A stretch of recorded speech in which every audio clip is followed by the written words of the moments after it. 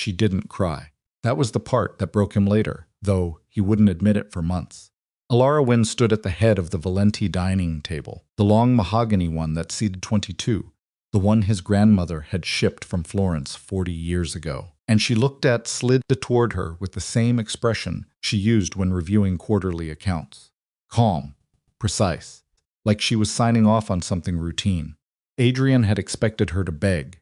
Some part of him, buried under all that cold certainty, had wanted her to. She didn't. She picked up the pen. She signed her name. She set the pen down with a soft click that echoed in the silence of 30 people holding their breath. And then she looked up at Adrian with those dark eyes that had always seen too much, and she said nothing. That was the part no one in that room would forget. Before you find out what happened next, if this is your first time here, subscribe to this channel and hit the notification bell so you don't miss what's coming, because this story is only getting started. Drop a like and tell me in the comments what city or country you're watching from. I want to see how far this story has traveled. Now, let's go back to the beginning. 3 weeks before that night, Adrian Voss hadn't slept in 4 days. This was not unusual for him.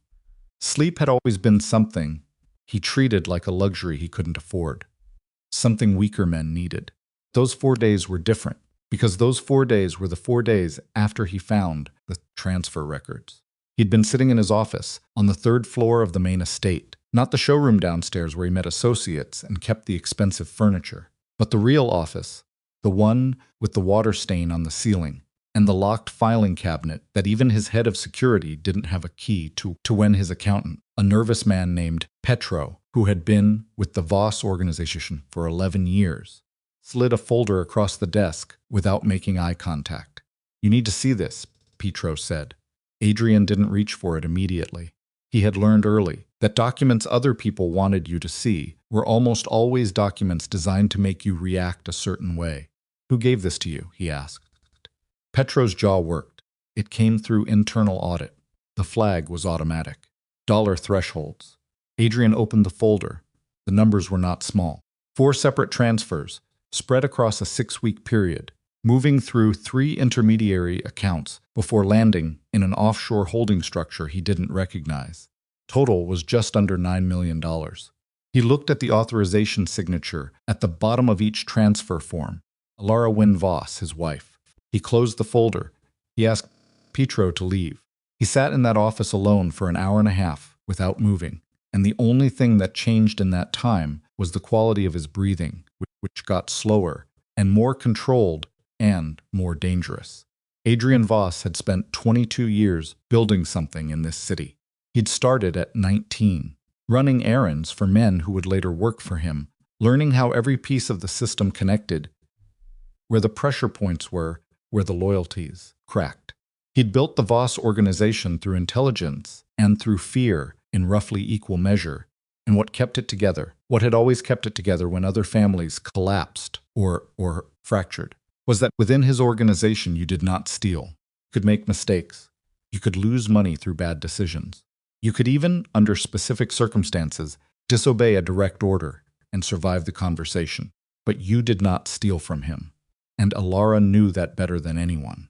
They had been married for 6 years. She had come into his world not through the usual channels, not through family connection or political arrangement, but through an emergency, a real one. 3 men had tried to take Adrian's life at a shipping yard on the east side of the city, and one of them had nearly succeeded. And Alara Wynne had been in the wrong place at exactly the right time. And the decisions she'd made in the following, in 40 minutes, had been the decisions of someone who had clearly done something like this before. He'd asked about her background later. She'd told him she grew up in a complicated family. She'd told him her father had been in security work. She'd said it in the same casual, deflecting tone she used for everything personal, and Adrian, who was not a man who typically accepted vague answers, had accepted it, because by then he was already watching her differently. She was the smartest person in every room she entered, not in the aggressive, needing to prove it way, in the quiet way, the way that meant she'd already mapped every exit before she sat down. For 2 years before their marriage, she worked alongside him, not for him, a distinction she'd made clear once and never needed to repeat. She restructured how his financial network moved money across jurisdictions. She identified 3 security leaks in his organization within her first 8 months that his own people had missed. She did it without fanfare, without leverage, without asking for anything in return, except to be trusted with accurate information. And he'd trusted her, genuinely, which was not something Adrian Voss did easily or often or with much grace. Now he was looking at a folder that told him she had been stealing from him for 6 weeks. He didn't confront her that night. He needed to think first. He needed to understand what he was looking at, because one thing he had learned in 22 years was that the obvious explanation was frequently not the correct one, and acting on the obvious explanation was how men destroyed things that didn't need to be destroyed. But then his brother came to see him. Marco Voss was 4 years younger than Adrian and had grown up wanting everything Adrian had, which was a dynamic that both of them understood and neither of them discussed. Marco was charming in the way certain people are charming. When they've decided charm is a tool rather than a quality perfectly calibrated, always deployed at the right moment. He ran the Eastern District of the organization's operations and did it competently, and Adrian had always kept him at a certain arm's length without being able to articulate exactly why. Marco knocked on the office door at 10 at night and came in with 2 glasses of whiskey and sat down like he'd been invited. "You know," he said. "It wasn't a question." "Know what?" Adrian said. Marco set one of the glasses in front of him. "Pietro came to me first. Before he came to you, he wasn't sure what to do." He paused. "I told him he had to tell you." Adrian looked at his brother. "Why did he come to you first? Because he was scared." Marco shrugged, easy and practiced. "He's been scared of you for years, you know that. He needed someone to hold his hand." There was something slightly wrong about the explanation. Adrian couldn't locate exactly what. "And you're not going to tell me this is some kind of misunderstanding," he said. Marco looked at him steadily. "Is it? I'm asking you." "I've heard things," Marco said, "for a few months now, about Alara, about conversations she's been having that she shouldn't be having." He leaned forward, elbows on his knees. "I didn't say anything because I wasn't sure, and because she's your wife, and I didn't want to be the one to—" He stopped, let the sentence hang. "I should have come to you sooner. That's on me." Adrian didn't say anything. "She's not who you think she is," Marco said quietly. "I'm sorry. I know that's not what you want to hear." Adrian picked up the glass of whiskey. He didn't drink it. He just held it and looked at his brother and felt something shift in his chest that he couldn't name and didn't examine. "Get out," he said. Marco nodded and stood and left without pushing further, which was, Adrian would understand later, exactly the right move. The days that followed were a particular kind of torture that Adrian wasn't equipped to handle, because it was the kind that required him to sit with uncertainty instead of acting. He watched Alara. He watched her run the household, oversee the accounts, take calls in her study, with the door closed the way she always had, make dinner on the 2 nights a week she cooked because she found it settling, have conversations with him over those dinners that were completely normal and warm and impossible to read as guilty. She didn't act like a woman who had stolen $9 million, but she also didn't act like a woman who knew she was being watched. He had someone's trusted, a man named Cass, who had been with him since the beginning and whose loyalty he'd never had a real reason to question. Run a quiet investigation. Not into the transfers themselves, but into where the money had gone after it landed in that offshore account. Cass came back to him 5 days later, looking pale. "I can't trace it past the second account," he said. "Whoever set this up knew exactly how to structure it to stop a trace. This isn't—" He paused. "This isn't amateur work, Adrian. Whoever did this knew your systems. They knew exactly what thresholds to stay under in the first transfers, and then they pushed through the big one, knowing by then the smaller amounts had already normalized the activity in the audit system. Could Alara have done this?" Cass was quiet for a moment. She'd have the access. She'd have the knowledge. Another pause. But so would anyone else who'd been inside the financial network long enough. "It's not an answer." "No," Cass agreed. "It's not." Adrian thought about going to Alara directly. He drafted the conversation in his head multiple times. Not the words, but the structure, the sequence of information, what he would show her, and when, and what her possible responses might mean. He was good at this kind of strategic thinking. It was how he'd survived for 22 years. Every version of the conversation ended the same way. She would either confess, and he would have to deal with that, or she would deny it, and he would have no way to know if the denial was true, because he trusted her, and that trust had now become the most dangerous thing about his situation. His mother found him before he'd made a decision. Claudette Voss was 71 years old and had spent 5 decades inside the world her husband had built, and that her son had inherited, and she had opinions about everything and expressed them with a directness that most people found uncomfortable, and that Adrian had simply grown up accepting as her nature. She came to his office on a Tuesday morning without knocking, which she'd done his entire life, and she sat in the chair across from his desk and looked at him the way she'd looked at him when he was a boy who'd done something she hadn't approved of. "You've been walking around this house like a ghost for 2 weeks," she said. "You think I don't see it? I've had things on my mind." "Alara," she said, not a question. He met her eyes. "What do you know?" "I know what I've always known." She folded her hands in her lap. "That woman came into this family with her own agenda. She was never here for you, Adrian. She was here for what you could give her access to. You've said that before, and you've ignored it before." Her voice wasn't sharp. It was something worse than sharp. It was patient, resigned, like a woman who had always known she would end up having to say this. "She doesn't love you. She never has. She loves what she can do here, what she can control." A pause. "And now she's proving it. The investigation isn't finished. You already know." She said it flatly. "That's why you look the way you look. You know what she did. And you're trying to find a reason not to believe it, because you made the mistake of letting yourself need her." The silence between them lasted a long time. "She saved my life," he said, "before any of this. And you've been paying that debt ever since." His mother shook her head slowly.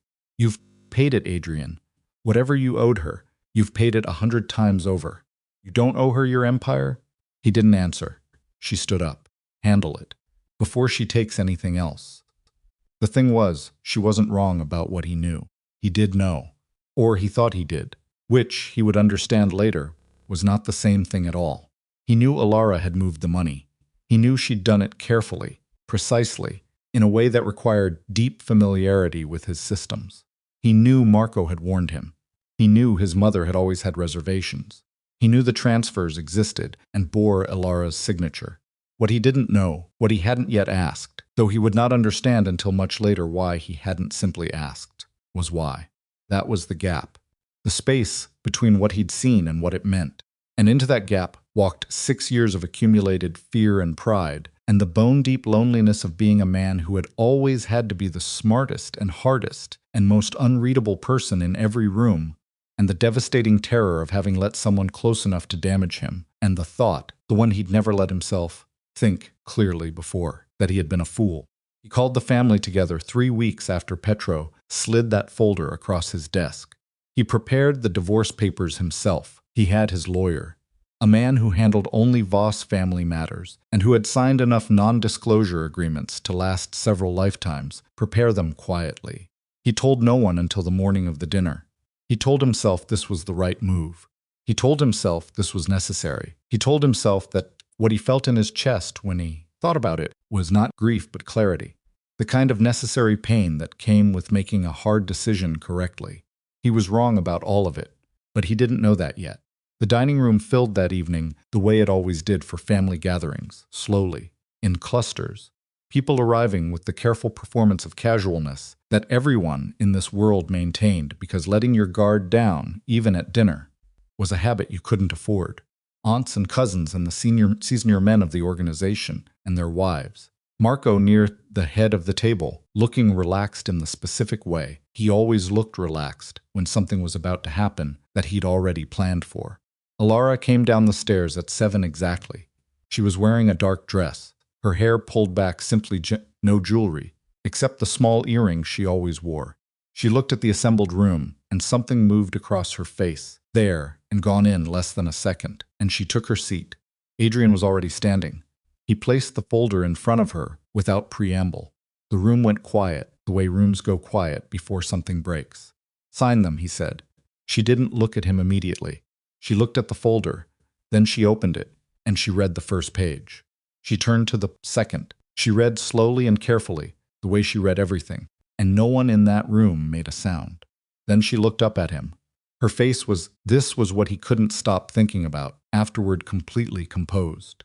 Not the blankness of someone in shock, not the tightness of someone holding back tears, just that till the light changed.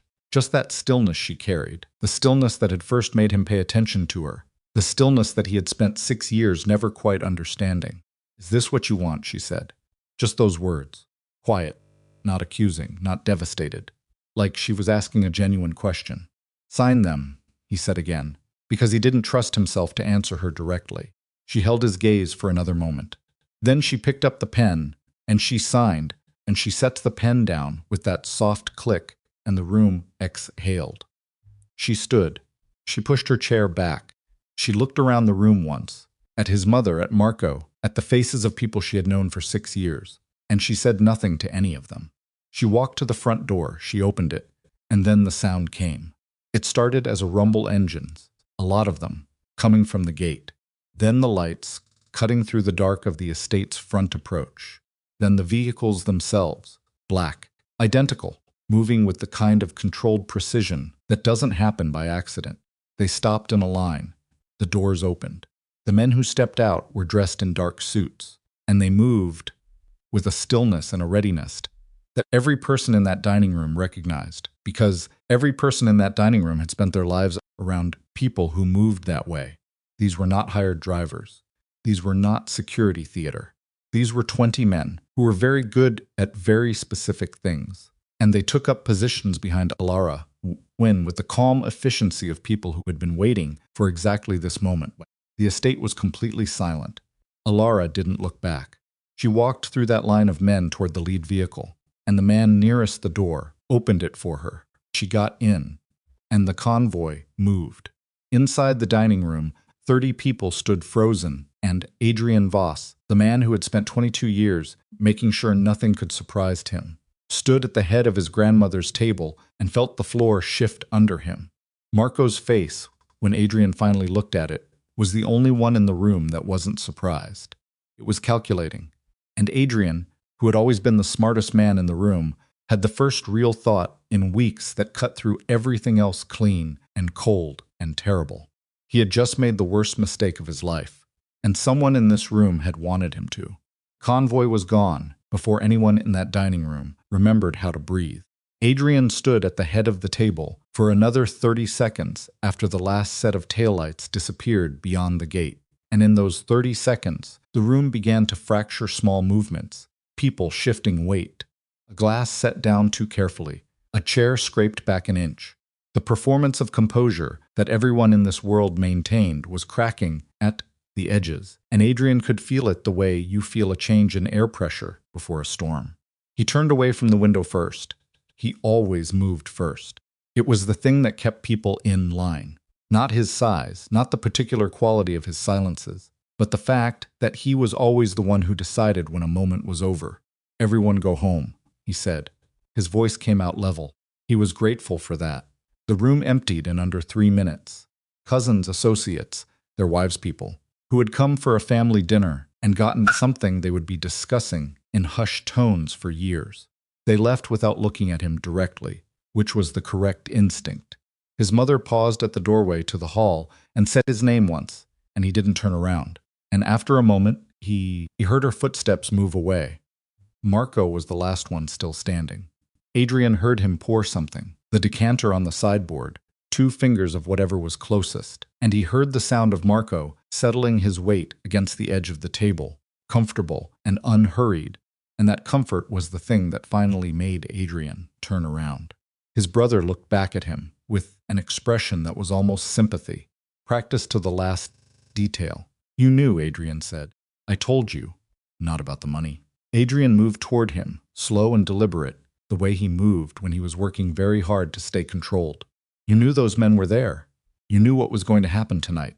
Marco's expression didn't shift. "I told you she wasn't who you thought she was." "That's not an answer. I heard things. About her family. About connections she'd kept quiet." Marco set his glass down. "I didn't know about the men specifically. I knew she wasn't going to leave here empty-handed." Adrian looked at him for a long time. The dining room was very quiet now. Candles on the table were still burning. The candles on the table throwing uncrossed the mahogany across the folder with the signed divorce papers still sitting where Alara had left it. "Get out of my house," Adrian said. Marco went. He didn't argue, didn't push, didn't try to repair anything. He just nodded once and walked out with his glass still in his hand, and Adrian listened to the front door close. And then he was alone in a room with 32 place settings and a set of divorce papers signed by a woman he had just realized. He understood far less than he'd believed. He didn't sleep that night. He sat in the real office, the one upstairs, with the water stain, and he pulled every file he had on Alara Wynne from before she entered his life. And he read them again for the first time in years, and what he found was not what he'd expected to find, which was the problem. What he found was almost nothing. He'd done due diligence on her 6 years ago. Of course he did due diligence on everyone. Name, background, family history, financial records going back a decade, any known associations. File had been clean, unremarkably clean. She'd grown up in a mid-sized city 3 states away. Daughter of a man named Edmund Wynne, who had died when she was 19 in what the records described as a car accident. Mother deceased earlier from illness. No siblings on record. She'd put herself through school, worked in financial consulting for 4 years. Had a small and entirely normal-looking professional history. He'd accepted it because the alternative, that she'd constructed it, required a level of preparation and resources that didn't fit the picture of a 28-year-old woman who happened to be in the wrong place at a shipping yard. He sat with that file open in front of him until 3 in the morning, and then he closed it and called Cass. Cass picked up on the second ring. He was that kind of man. "Edmund Wynne," Adrian said without preamble. "Find out who he actually was." A pause. "How deep do you want me to go?" "As deep as it goes." Another pause, longer. "This is about tonight." "Yes." "Give me 48 hours." Adrian hung up. He leaned back in his chair and looked at the water stain on the ceiling that he'd been meaning to have repaired for 3 years and hadn't, and he thought about the way Alara had signed those papers.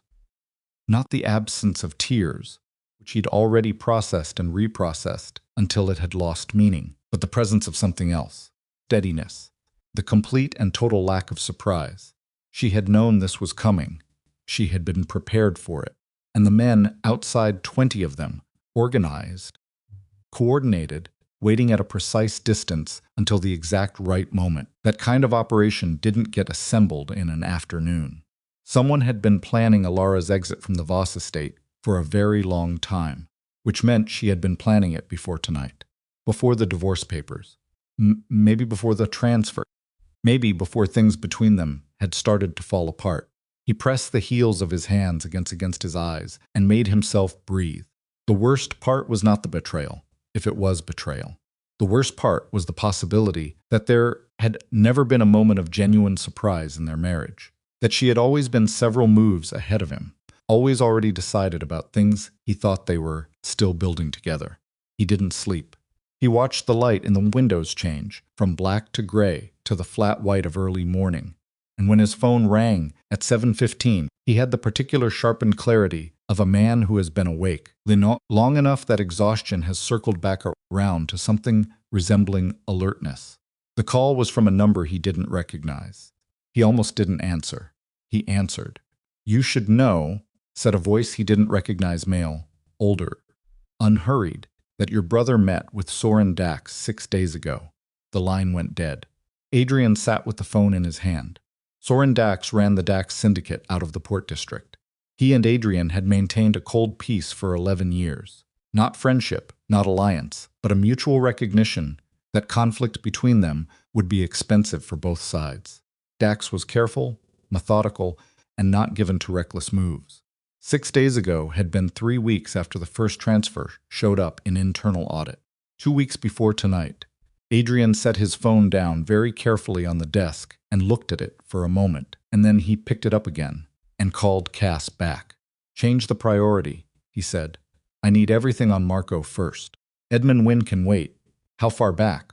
"All of it. Everywhere he's been in the last 6 months. Every meeting. Every call you can access. Find out if he's had any contact with Dax." Silence on the line. "Adrian, I know. If Marco is talking to Dax, I know what it means. Just find out. He hung up. He sat in his office as the house came to life around him, staff arriving, the normal sounds of morning in a large household, and he tried to arrange what he knew into something that made coherent sense. Transfers attributed to Alara. The investigation flagged by Pietro, who had brought it to Marco before Adrian. Marco's warnings about Alara, timed perfectly. The divorce tonight, 20 men, the anonymous call, and somewhere behind all of it, a question he hadn't asked himself clearly until now. Who had the most to gain from Alara leaving? Not Adrian.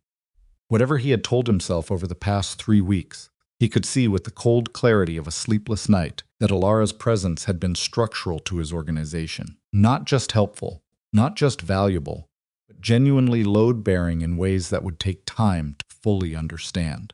Her absence was going to create problems he hadn't fully mapped yet. His mother had the most personal investment in seeing Alara gone. But his mother was 71 and ran no operations. And Marco had just become head of the Eastern District. Without, Adrian counted back, and his jaw tightened. Without Alara's oversight of the financial reporting that had previously flagged 3 separate said discrepancies in that district's accounts. He was still sitting with that when the shooting started. Came from the east perimeter 2 shots, then a short burst, then silence. Adrian was on his feet and moving before the sound finished echoing. Because this was also something he'd trained himself for, the immediate physical response to a threat that required no conscious deliberation. He had a gun in his hand from the desk drawer as he moved through the door and down the back hallway toward the security station. His head of estate security, a compact, controlled man named Briggs, met him, in the corridor already on his radio. East wall. 2 intruders, 1 is down, 1 got back over. We have a man hurt. How bad? Shoulder. He'll be okay. Adrian's mind was moving fast, arranging pieces. An intrusion attempt on the night of the divorce. Either extraordinarily bad timing or precisely planned timing. Get me whoever they got, he said. They had the downed intruder in the security room within 4 minutes. A young man, maybe 25, with a professional stillness under the adrenaline that told Adrian immediately he wasn't a street operator. He'd been shot in the upper leg, which Briggs's men had field-dressed with efficiency, if not gentleness, and he was sitting in a chair against the wall, looking at Adrian, with the calculating expression of someone deciding what they could and couldn't afford to say. Adrian pulled a chair in front of him and sat down. He didn't say anything. He just looked at the man and waited. The young man lasted about 40 seconds. I want a doctor. You'll get one, Adrian said. Who sent you? I need a doctor first. You're not bleeding out. I can see that from here. Adrian kept his voice flat. Who sent you? The young man's eyes moved, just briefly, involuntarily to the right. A tell. Something he was trying not to think about. Last chance before I stop being reasonable, Adrian said. I don't know his real name. We were contacted through a third party. Description. I never met him in person. Everything was phone. Text. What was the objective tonight? The young man's mouth closed, tightly, like something had shut off behind his eyes. Documents, he said finally, and then stopped, and from the expression on his face, Adrian could tell he'd said more than he'd intended to. What documents? Silence. Adrian leaned forward slightly. There are 2 ways out of this room. One of them is easier. The young man looked at him for a moment longer, and then something in him made a decision. Adrian could see it happen. A kind of collapse of calculation. Files. We were told there was a specific set of files in the East office. Count records. Someone wanted them pulled tonight specifically, while the family was distracted. While 30 people were watching Alara sign her name, Adrian stood up. He told Briggs to get the man medical attention and keep him secure, and he walked out of the security room and down the hall to the East office. Not his office, the other one. The one that had been Alara's when she was working from the estate, and he tried the door. It was unlocked. It was always locked. Alara kept it locked herself. The desk inside had been gone through. Quickly, but not carelessly, as drawers not fully closed. The surface was in the way that said a professional search rather than a panicked one. And when Adrian checked the filing cabinet in the corner, the second drawer was empty. He knew what had been in that drawer. Account records. Specifically, the parallel set of financial documentation that Alara maintained as a backup system. A practice she'd implemented in her first year, a redundancy he'd approved, without examining closely because he'd trusted her methodology. He stood in her empty office in the gray morning light and breathed. Someone had used tonight, had used the divorce, the drama of it, the 30 witnesses, as cover for stealing Alara's files from his estate. Someone had known those files were there. Someone had known what was in them. Phone in his pocket buzzed. A message from Cass, just 4 words. "Call me. It's Marco." Adrian stood very still for 3 seconds. Then he dialed. Cass picked up before the first ring finished. He met with Dax twice, once 6 weeks ago, once 4 days ago. "I have location data. I have a photo from the second meeting." A pause. "There's more." "Say it." "The offshore account. The one the transfers landed in." "I found the parent company structure." Another pause. Longer. "Adrian. It's registered to a holding entity that Marco set up 8 months ago." The floor did not literally move, but something in Adrian's internal architecture made us sound like something very heavy shifting. Transfers. The ones he'd found in Alara's name. The account they'd gone to was Marco's, not Alara's. "She didn't steal from me," he said. He heard his own voice from a distance that seemed larger than the room. "No," Cass said, "but someone made it look exactly like she did." Adrian thought about the folder Pietro had slid across his desk, about Marco sitting across from him with whiskey and carefully calibrated sympathy, about his mother's patient certainty, about the way Marco had been the last one standing in the dining room tonight, comfortable against the edge of the table, watching, about the anonymous call this morning. "Your brother met with Soren Dax 6 days ago." Someone had tipped him. Someone who knew what Marco was doing and had wanted Adrian to know. Too late, maybe, but not too late for everything. "Where's Marco now?" he asked. "That's the other thing." Cass's voice had changed. Lower, more careful. "He's not at his apartment. He's not at the district office. He's not answering his phone. A beat. 3 of his senior men haven't checked in for their morning routines either." Adrian walked to the window of Alara's empty office. The estate grounds were still in the early light, his security moving their regular patterns. The gate closed, everything looking like order. "He's moving," Adrian said. "Yes. How long do we have?" "I don't know.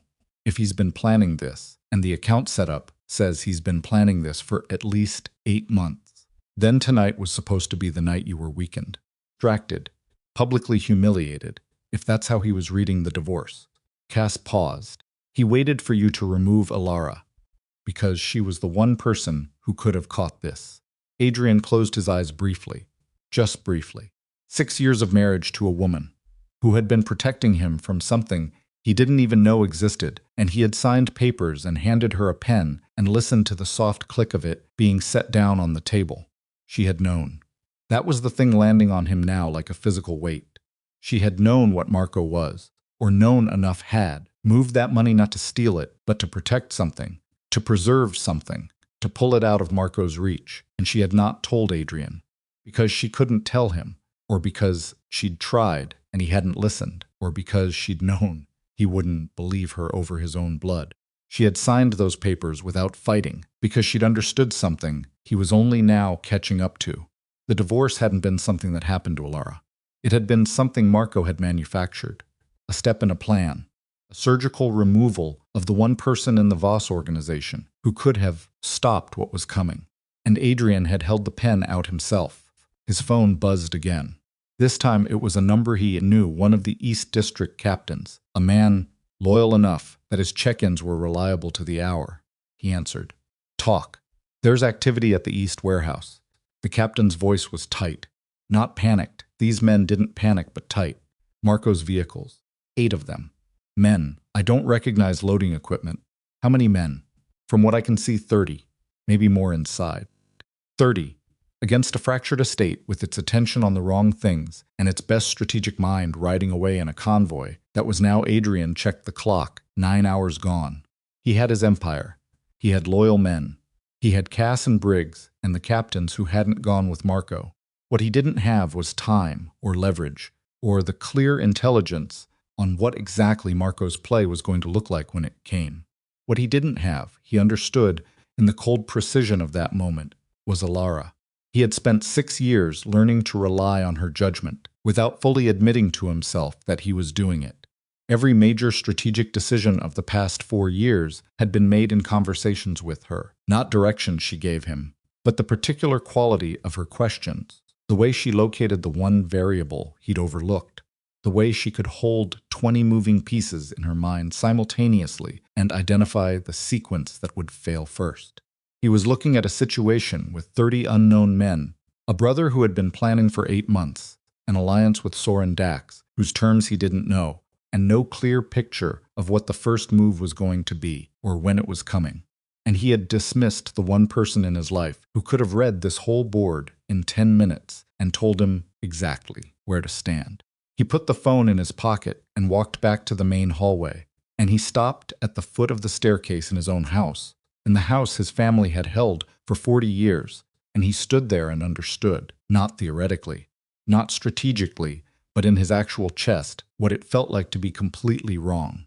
Not wrong about a decision, wrong about a person. Wrong in the way that meant everything he'd believed for the past 3 weeks had been built on a lie someone else had told him, and he had believed it because believing it was easier than trusting the woman he'd somehow convinced himself had a reason to betray him. The East Warehouse, 30 men, Marco moving. And somewhere out there, 9 hours away in a convoy of 20, Alara Wynne, who had signed his papers and walked out without a word, who had left without explanation because she'd understood that his mind was already closed, who had taken nothing with her except the men who had apparently been waiting for her call for a very long time. Briggs appeared at the end of the hallway. "What's the order?" Adrian looked at him. He thought about what he had and what he needed and the precise distance between those two things. He thought about Marco loading equipment into the East Warehouse while the Voss estate was distracted and undermanned and freshly divided. He thought about what Alara would say right now, if he could ask her. She would say, "You already know what the move is. You're just not sure you can make it. Lock down the estate," he said. "Full security posture. Get me every captain who hasn't gone dark." He paused. "And find me a way to reach Alara Wynne." Briggs didn't blink. "She won't come back." "I know," Adrian said. "Find it anyway." He walked back toward his office, and behind him the house began to move, the controlled, purposeful movement of people preparing for something serious, and the morning light came through the tall windows of the hallway and landed on the floor in long pale rectangles, and Adrian Voss walked through them without slowing down, carrying the specific weight of a man who has understood, too late and too clearly, exactly what he threw away, and exactly who helped him do it. Briggs had the estate locked down in 11 minutes. Adrian watched it happen from the second-floor landing, the outer gates closing, the perimeter teams doubling up, the 2 captains who'd answered their phones arriving through the side entrance with their men in under 20 minutes of the call. It was efficient. It was exactly what he'd built this organization to do, under pressure. It wasn't enough, and he knew it. The East Warehouse was 4 miles away. Marco had 30 men, minimum, and an 8-month head start on whatever plan he was executing.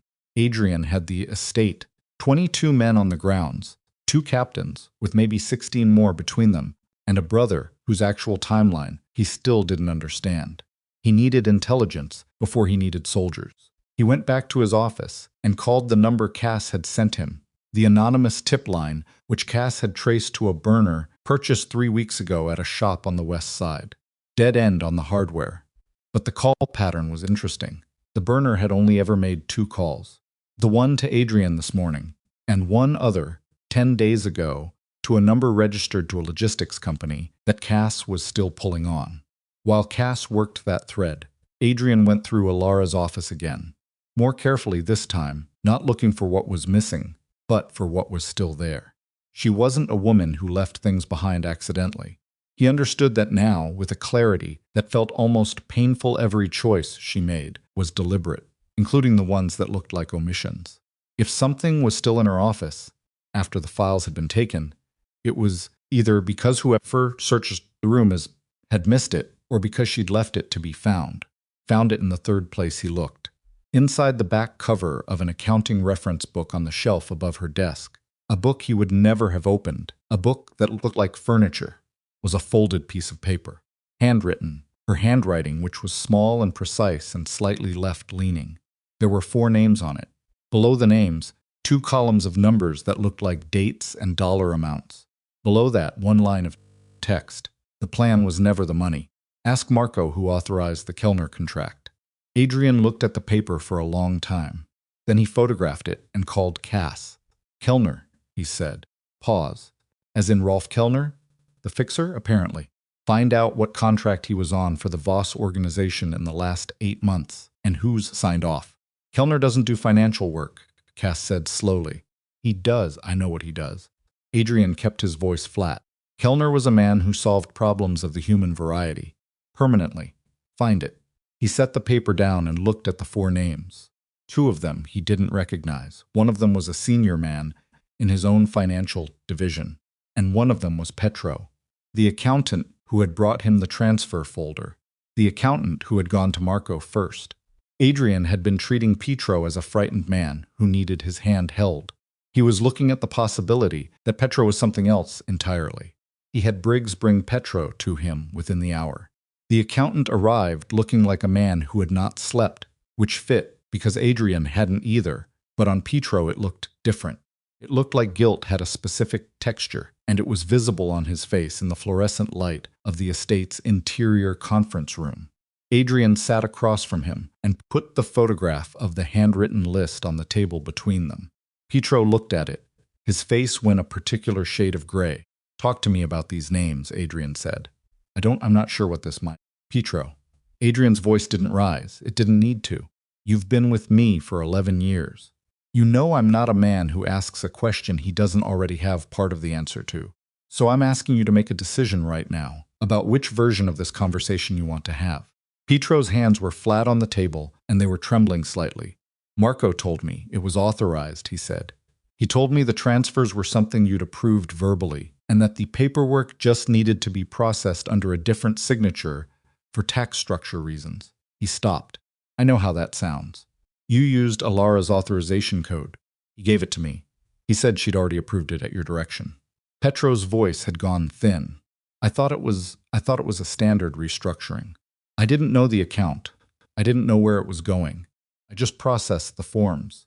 And when you ran the audit flag, he told me to bring it to him first. He said there might be a compliance issue, and he needed to review it before you saw anything that could be misread.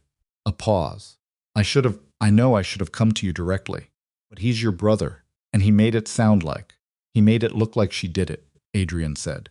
Petro closed his eyes. Yes. The room was quiet. Adrian watched the accountant breathe and thought about 11 years of reliable service and one catastrophic moment of choosing the easier path, and the way those 2 things were now sitting in permanent tension and couldn't be uncomplicated. Kellner contract, Adrian said. What do you know about it? Something shifted in Petro's face.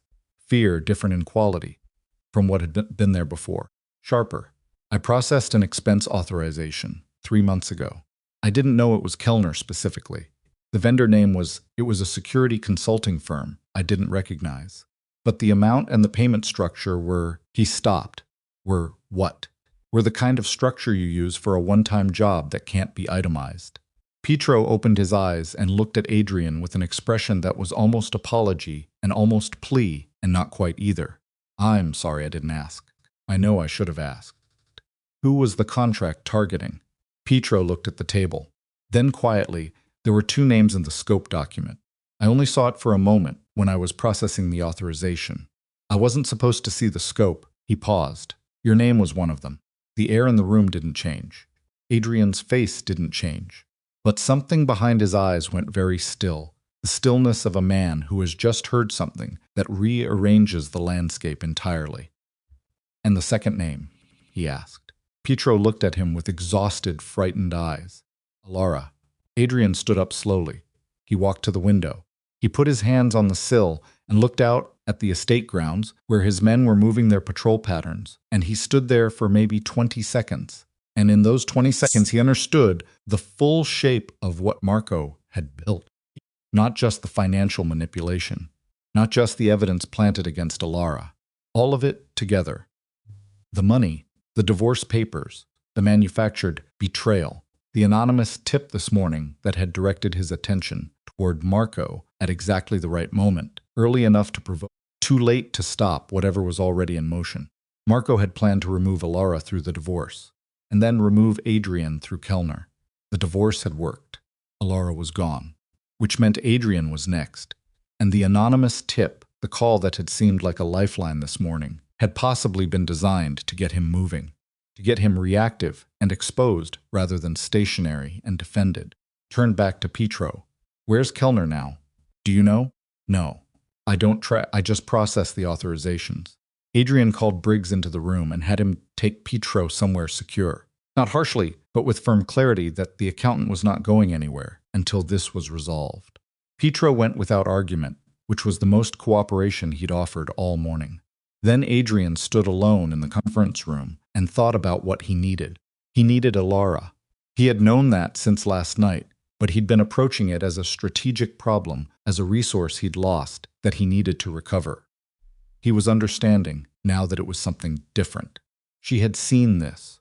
She had seen Marco and the account structure, and the Kellner contract, had seen, maybe, what none of the rest of them had, because she was the one person inside the organization who had both the financial access and the pattern recognition to put those pieces together.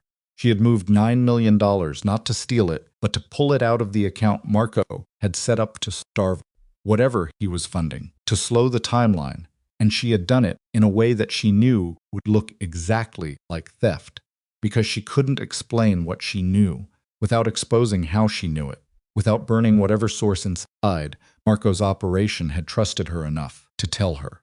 She had protected Adrian's life at the cost of his trust in her, and he had handed her a pen. The guilt was not useful right now, and he pushed it away, not resolved but deferred. There would be time for that if he survived this next 24 hours. Cass called back at 10:30. Kellner was in the city as of 72 hours ago. Cass said without preamble. My contact burned a significant favor to get that. He's not easy to locate. A pause. There's something else. The logistics company, the one the burner called 10 days ago. What about it? It's a front. Shell company, 2 layers deep. The registered agent at the second layer is a name you know. Cass paused. Edmund Wynne. Adrian went completely still. Ilara's father, he said. Officially deceased. Car accident 19 years ago. Another pause. Except the company registration was filed 7 months ago. Edmund Wynne. The man in Ilara's background file who had died in a car accident when she was 19. The man who was, apparently, not dead. The man whose 20 loyal protectors had been waiting at the edge of the Voss estate last night. She knew, Adrian said, and he wasn't sure if he meant it as accusation or as the beginning of something else. She grew up knowing, Cass said. I think her whole history with us. I think it was planned from further back than we understood. Adrian sat down in the conference room chair. His legs weren't unsteady. He didn't allow that, but he needed a moment to let the architecture of the last 6 years restructure itself in his mind. Alara at the shipping yard. The fight, the 40 minutes, the choices she'd made that had saved his life. Following weeks, the growing trust, the marriage. Had all of it been her father's plan? Had she come to him deliberately, orchestrated the meeting, constructed the relationship from the beginning? He made himself ask the harder question. Did it change anything about the last 6 years? He didn't have an answer.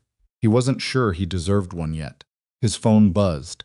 Not a call, a message, from a number he didn't have saved. No introduction, just text. Marco is moving on the estate at noon. He doesn't want the building. He wants what's in your office. Kellner contract has a new timeline. You have 90 minutes. Adrian looked at the time. 11:14. He called Cass. Get me a car and get yourself here. We're going to Marco before he comes to us. That's Adrian if he has 30 men. He won't expect me to move toward him. He built this entire plan around me being reactive. Being a man who responds from the center of his own territory. He was already moving toward the door. I'm not doing that. And Alara? Adrian stopped in the doorway. Keep trying the number. He was almost to the ground floor when Briggs intercepted him in the corridor, and the expression on Briggs's face was not the expression of a man delivering manageable news. We have a problem, Briggs said. I'm aware of several. This one just arrived. Briggs held out his phone. On the screen was a security camera feed from the estate's north gate. Standing outside it, alone, without the convoy, without any visible backup, was a woman in the same dark dress she'd been wearing last night. Ilara was back, not with 20 men, not with her father's army. Just herself, standing at the gate with her hands visible, and her face pointed directly at the camera, waiting. Adrian looked at the feed for a moment. Then he said, "Open the gate." Briggs hesitated. "We don't know why she's open it. She came in alone. She walked through the estate grounds like she knew every inch of them, which she did. And the men on patrol watched her pass, with the particular wariness of people who weren't sure whether this was a threat or something else. Came through the main door and found Adrian standing in the entrance hall. And they looked at each other across 15 feet of marble floor. She looked exhausted. It was the first time he'd seen that on her. Not the composed tiredness of someone who'd had a long day, but the deep tissue kind that lives in the jaw and around the eyes. She'd been awake all night, too. "How long do we have?" she said. No greeting, no preamble. 90 minutes, he said. Maybe less. She nodded once. "Is there somewhere we can work?" He brought her to the upstairs office. She sat down across from his desk, and he sat down behind it, and for a moment neither of them spoke. Not out of awkwardness, but out of a shared understanding that there was too much to say, and none of it was the priority right now. "Kellner contract," he said. "I found it 4 months ago." Her voice was level. "I couldn't come to you directly because my source inside Marco's operation would have been identified and killed within 48 hours. I moved the money to starve the funding timeline. It bought us months." "Us," he said. She met his eyes. "Yes, it bought you months. I'm sorry I couldn't." She stopped. "I knew how it would look. I knew you'd see it as theft. I was hoping I'd find a way to expose Marco before it got to that point, and I ran out of time." "Your father," Adrian said. Something moved across her face. Not surprised she'd known this moment was coming. "What about him?" "He's alive." "Yes." "You've been in contact with him this whole time?" "Yes." Adrian absorbed that. "And the shipping yard? 6 years ago? Was that—" "No." Her voice was quiet but certain. "That was real. The men who came at you were real. What I did." She paused. "I was there for a different reason. I was trying to get information on a contract my father believed was connected to the organization. I didn't know it was your organization specifically." She looked at him steadily. What happened after was not planned. He studied her face. He'd spent 6 years learning to read her, or believing he was. "I don't know if I believe that," he said. "I know." She didn't argue it. "You can decide what you believe later. Right now Marco has 34 men, not 30, and Dax is providing 8 more as part of their agreement, and the agreement gives Dax the East District operations in exchange for the support." Pulled a folded document from inside her jacket. She'd come prepared, which meant she'd been prepared before she came back, and placed it on his desk. "This is the full terms of their arrangement. My father's people intercepted a physical copy in transit yesterday." Adrian opened the document. He read quickly. The terms were precise, and they were devastating. Not because Dax was getting the East District, which was recoverable, but because the arrangement included something Marco had apparently used as final assurance to Dax. Evidence. A package of financial documentation framing Adrian for a series of violations that would bring law enforcement attention severe enough to dismantle the organization from the outside while Marco cleaned up from within. The documentation was built on the same transfers, the same offshore account, but reframed, with additional fabricated records layered on top. It wasn't just a family coup, it was a liquidation. "He was going to hand me to external pressure," Adrian said, "while taking the pieces worth keeping." "Yes." Ilara's voice was not satisfied. It was the voice of someone who had known this was coming and hadn't been able to stop it cleanly. The documentation package was going to be delivered this afternoon. After whatever happens here. Adrian set the document down. He looked at her across his desk, in his real office, in the room with the water stain on the ceiling, and he thought about all the versions of this conversation he'd imagined over the last 18 hours, and how none of them had looked like this. "I need your help," he said. Just that. Not embellished.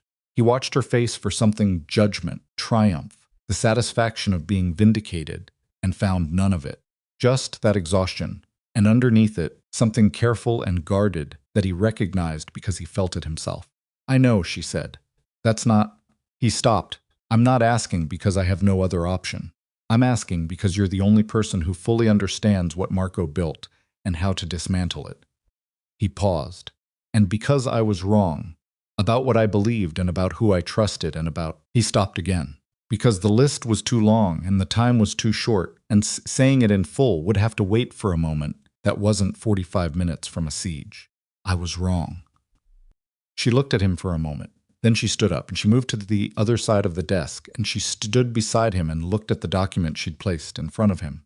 "The documentation package," she said.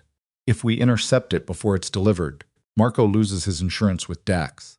Without Dax's 8 men, his numbers shift from overwhelming to manageable." She pointed to a line in the document. "Courier leaves from here at 11:50. If your men move now." Adrian was already reaching for his phone to call Cass when the window behind him exploded inward. Not a bullet. Something larger, a projectile that punched through the glass and hit the opposite wall and discharged a dense chemical smoke before either of them had processed what was happening. The room went white. Adrian felt Alara grab his arm in the sudden blindness, and he grabbed back, pulling her toward the door on instinct, both of them moving low and fast. They came through the office door, into the corridor, and Adrian slammed it behind them. And Briggs was already running toward them from the far end of the hallway, with 2 men behind him. "North perimeter," Briggs said, breathing hard. They moved early, 8 vehicles, coming through the service entrance. Someone gave them the gate code. 45 minutes early. Marco had moved 45 minutes ahead of schedule, because Marco had seen Alara come back, because Marco had a camera on the estate, or a man inside it, and the moment Alara had walked through that gate the timeline had changed, because she was the variable Marco's entire plan had been designed around removing, and if she was back inside those walls, then the plan required acceleration. Adrian looked at Alara in the smoky corridor light. She had a cut on her cheek from the glass, and she was breathing fast and her eyes were moving. Not panicked, counting, calculating, doing the thing she always did when she was working the board. "Your father's men," Adrian said. "Where are they?" 15 minutes out. She met his eyes. "I came alone because I didn't want them on your grounds without permission." He held her gaze for exactly 1 second. "Call them in." Something shifted in her face. Not relief exactly, but the release of a tension she'd been carrying in her jaw and her shoulders. Something that had been there since before last night. Pulled out her phone. She made the call. 4 words.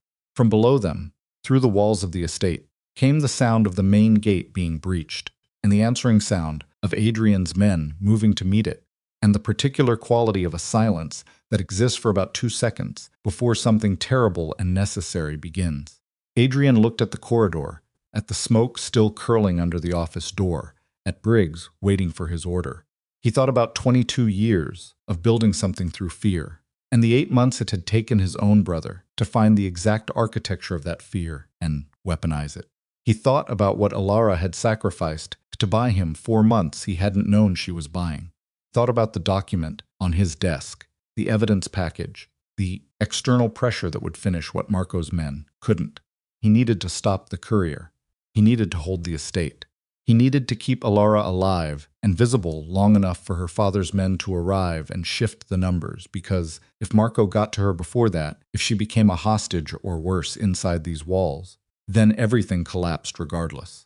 3 problems, 15 minutes, 22 men.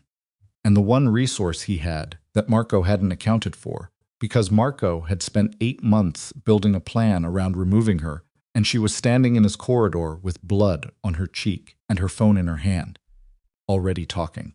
"Dad," she said into the phone. Change of approach. She looked at Adrian as she said it. And in that look was 6 years of everything complicated and imperfect and real, and underneath that, something that might have been the beginning of a different kind of question entirely. The sound from below got louder.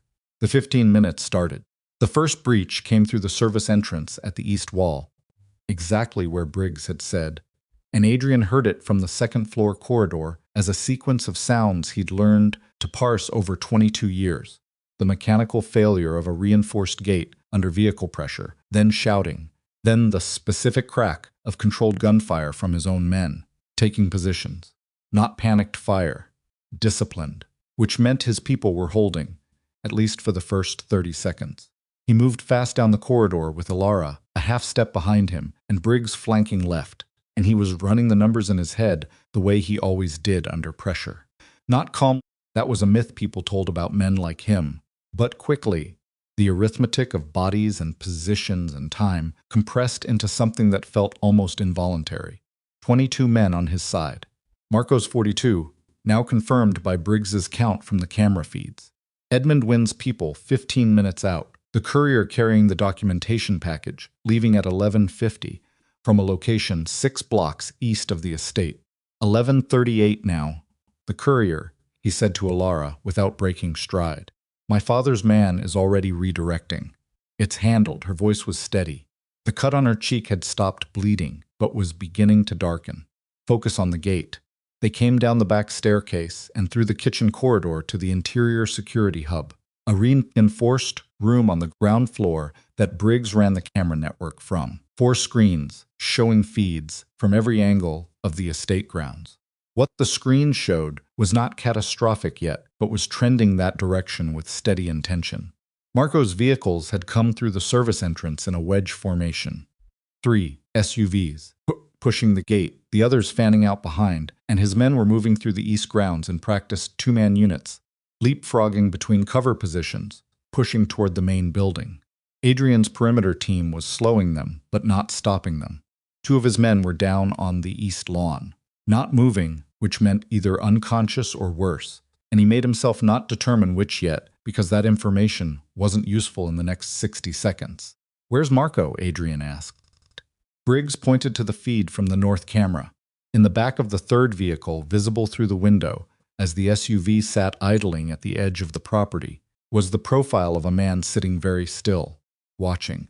Marco never came to the front of a fight. He never had. Even when they were young. Even in the years before Adrian's organization had formalized. And there were physical confrontations to be had. Marco found positions of observation. Adrian had always interpreted it as strategic intelligence, the ability to read a developing situation from a remove and direct resources accordingly. He was only now reading it as what it actually was, a man who needed other people to absorb the risk of his decisions. He's directing by radio, Alara said beside him. She was looking at the screen with that focused stillness, reading the movement patterns of Marco's units. Look at the spacing. They're not trying to hold territory. They're pushing everything toward one point. She touched the screen, tracing the converging lines of movement. This office. They want your office specifically. The documentation package backup, Adrian said. He has a copy of the fabricated records here, somewhere in your files. He needs to recover it before it can be used as evidence of the fabrication itself. She looked at him. If we find it first, he loses the entire frame. Adrian turned to Briggs. Lock the 3rd floor. Everything. I want 2 men on the office door. Briggs was already on his radio. The next 4 minutes were the particular kind of controlled chaos that Adrian had learned to operate inside. The kind where things are falling apart at a speed that prevents clean decisions. Where you commit to a direction and adjust as you move rather than waiting for clarity that isn't coming. Split his available men into 3 groups. 1. Holding the east approach. 1 moving to intercept Marco's units at the main building entrance. 1 in reserve near the interior staircase. It wasn't enough, and he knew it wasn't enough. He needed the 15 minutes to become 10. He pulled his phone and called the number Alara had called. Her father's line. It rang twice, and a man answered. Not young, voice controlled and graveled, the voice of someone who had been in serious situations for a very long time. 8 minutes, the man said before Adrian could speak. I need 6. A pause. 7. We're already accelerating. Adrian hung up. He looked at the screens. Marco's men were at the main building entrance now, and his own people were meeting them, and the feeds showed the kind of close, ugly, physical fighting that camera angles flatten into something almost abstract until you remember what the movements actually mean. Stay with Briggs, he told Alara. She looked at him. No. Alara, I know where the backup copy is. Her voice was flat and certain. You don't. And you don't have time to search. She held his eyes. 3rd floor. His office, not yours. Marco had someone planted in your building when you weren't watching, but he planted it where he had access, which means your brother's guest room on the third floor east, the ventilation panel above the bed. Adrian stared at her. How do you know that? Because my source told me 3 weeks ago, and I've been sitting on it since then because pulling it early would have shown Marco his operation was compromised. She was already moving toward the door. We go together or I go alone. Decide, he decided. Together. They moved through the kitchen corridor and up the interior staircase, which was still clear. Marco's men hadn't reached the main building yet, held by the defensive line at the entrance, but Adrian could hear through the walls that the line was under serious pressure. The sounds were closer than they should have been. Someone had found a secondary entrance. Second floor landing. Clear. Third floor door. Briggs's 2 men were there, positioned on either side, and they moved aside as Adrian and Alara came through. The guest room was at the east end of the corridor, a room Marco used 3 or 4 times a year when family gatherings ran late, furnished with the impersonal comfort of a space that wasn't anyone's real territory. Adrian opened the door, and Alara moved directly to the bed, dragging it aside with a focused efficiency that suggested she'd rehearsed this in her mind multiple times. The ventilation panel above where the headboard had been was standard 4 screws painted over, which meant it hadn't been opened through normal maintenance recently. Alara pulled a small tool from her jacket. He wasn't going to ask why she had it, and had the panel off in under 90 seconds. Inside was a sealed envelope, thick. She took it, opened it, pulled out the documents inside, and scanned them with the speed of someone who knows exactly what they're looking for. This is it, she said. The fabricated version. All 4 transfer records, reattributed with additional entries that don't exist in the real system. She looked up. With this and the real records from my father's intercept, we have the full comparison. There's no version of this that doesn't expose exactly what Marco did. From below them, the sound of the building entrance line collapsing. Adrian felt it more than heard it. A change in the pressure of the noise, the way a sustained defensive sound becomes something more chaotic when it breaks. They're inside, he said. He had his gun. Alara had, he noticed without comment, produced one of her own from somewhere inside her jacket. She held it with the practiced grip of someone who had been trained, not the hesitant grip of someone who'd been handed one for emergencies. He didn't have time to process that either. They came out of the guest room into the corridor, and the first of Marco's men was already on the stairs at the far end, 2 of them, coming up fast, and Adrian's 2 men at the staircase door engaged immediately. Corridor became very loud and very small.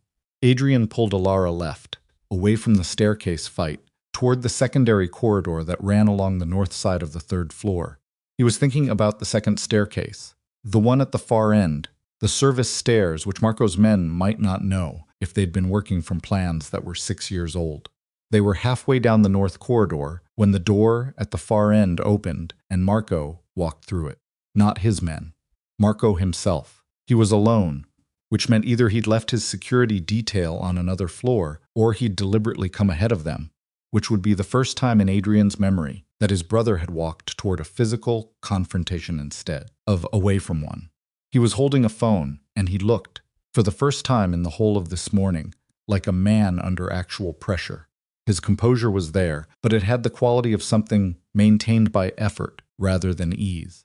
He saw Adrian and Alara, and he stopped, and the 3 of them stood in the north corridor with the sounds of fighting below them and the particular who have arrived at a moment they've all been approaching from different directions. You found it, Marco said, looking at the envelope in Alara's hand. His voice was level, faster than I expected. You built this around her being gone, Adrian said. She's not gone. Marco looked at Alara with an expression that was almost professional respect. The kind that exists without warmth came back. He tilted his head slightly. I'm curious why. You were out. You had the men. You had the resources. You could have let this collapse and picked up pieces afterward. He paused. Unless it was never about the resources. Alara didn't answer. She came back because she better judgment than you predicted, Adrian said. She came back because of you. Marco's voice was almost gentle, which is, honestly, the most useful thing you've ever done for me, Adrian. Watching you two is like watching someone make the same mistake twice in one morning. He glanced between them. Although I'll admit, the timing is worse than I planned. Courier, Adrian said. Something moved in Marco's face. Fast, controlled. But there. Already intercepted, Adrian said. The documentation package doesn't reach Dax. He watched his brother absorb that. Without Dax's assurance of external pressure, you've got 40 men in a building you can't hold, and an agreement with a man who's about to understand he committed resources to a deal that's falling apart. Marco was quiet for a moment. Then he said, "You're assuming Dax backs out." "I'm assuming Dax is a businessman who doesn't absorb losses for sentiment." "It gave Dax something else," Marco said. "Not just the documentation. Something more durable." He held up the phone in his hand. "Courting. 18 months of your financial decisions, your directives, your operations. Real ones, not fabricated. Enough to build 3 separate federal cases." He looked at Adrian steadily. "I've been recording our conversations for a year and a half." Corridor went very quiet. Adrian thought about every conversation he'd had with Marco over the past 18 months. Operational decisions discussed casually, the way you speak to family. Numbers, names, directions given with the shorthand of people who share a context. "You'd go down with me," Adrian said. "I'm not on those recordings." Marco's voice was flat. "I learned from you, actually. I never give directions in a room where I can be recorded. I ask questions. I suggest possibilities." He paused. "Every answer is yours." The phone in Marco's hand. Courtings.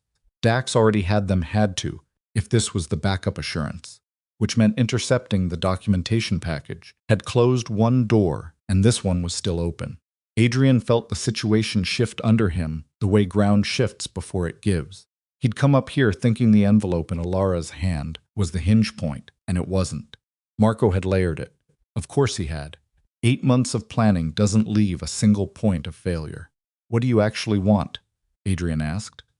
Marco looked at him. "I want what I've always wanted. I want the organization. Not half of it, not the East District. All of it."